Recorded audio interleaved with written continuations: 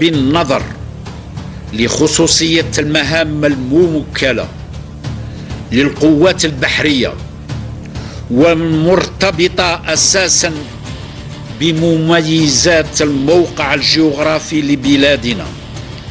الذي يطل على الحوض الغربي للبحر الأبيض المتوسط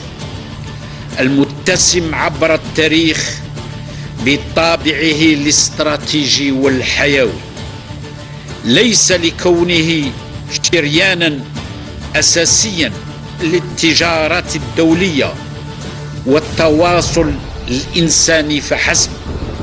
ولكن أيضا لكونه مجالا للتنافس العسكري والاستراتيجي بين القوى الفاعلة في العالم. قلت فبالنظر لذلك يصبح من الحتم على قوتنا البحرية باعتبارها جزءا أساسيا من مكونات قوام المعركة للجيش الوطني الشعبي أن تؤدي المهام المحورية المخولة لها بجاهزية عالية وبروح متحفزة